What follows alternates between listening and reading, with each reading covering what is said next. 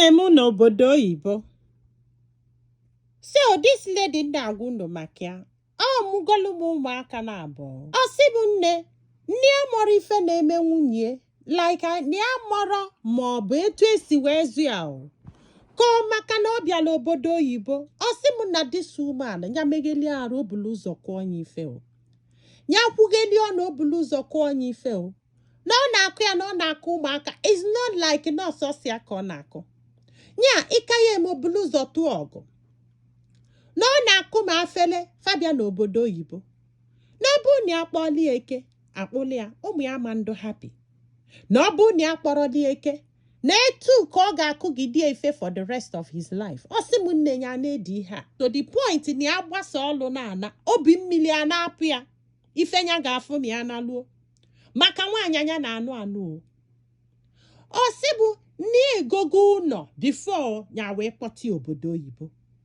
Andị n'ife ọ na-achọ bụ ka ya tie nye ife o na ife ya mechezi malụ n'ikpeazụ ka o wee chụpụ ya n'ụlọ. Ya jụ na ya ma ntie ife na accept all this beating from this woman.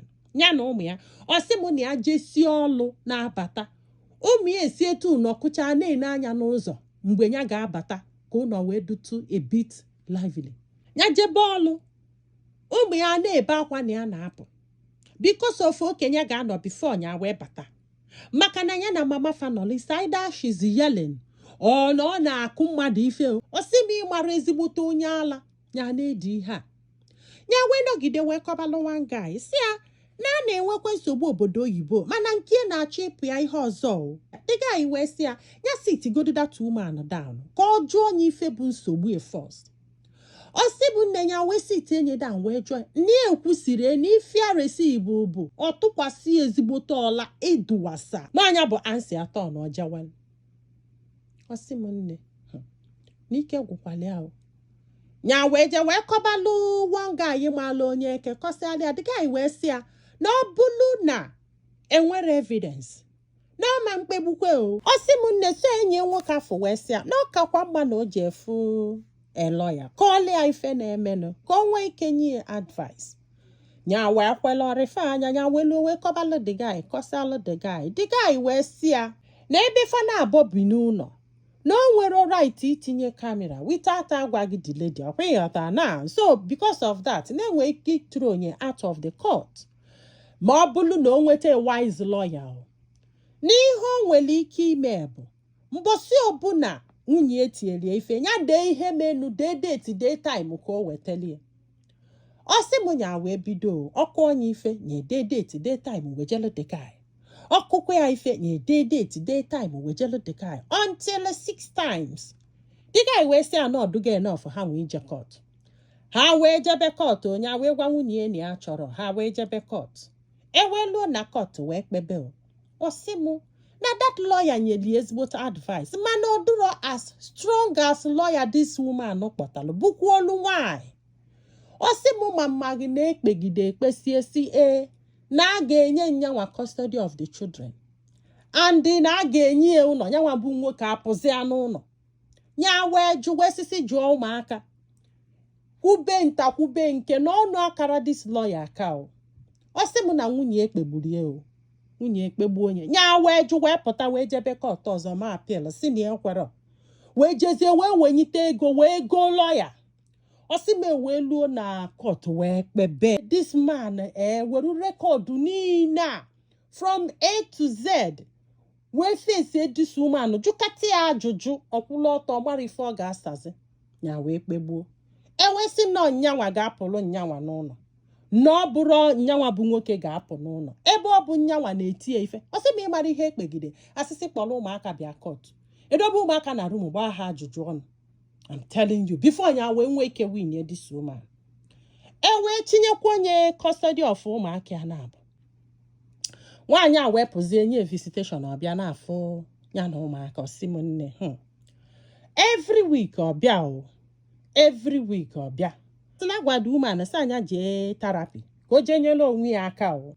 Na-abịazi n'afọ ha anọgide for 6 months na afọrọ ya ya na wonder say ni we no nya ka dole bia visit ụmụazị na ọ bụrụ nyanwa na ya mọrọkwa ijie after 6 months ochinyete si ni aga therapy ni amela nna ni echange go ni ado sorry ka ọ gbaghale ya ka ya batakwa ka na-edobekwa ụmụaka anya ya na-anwụli iyi na o nwere ife megide n'ụwa ka amekwu ya ajọ ife ka ametụkwu ya aka ka atikwu ụmụ ya ife ni amụgola akọ nkewa ya si ya mba ni achọrọ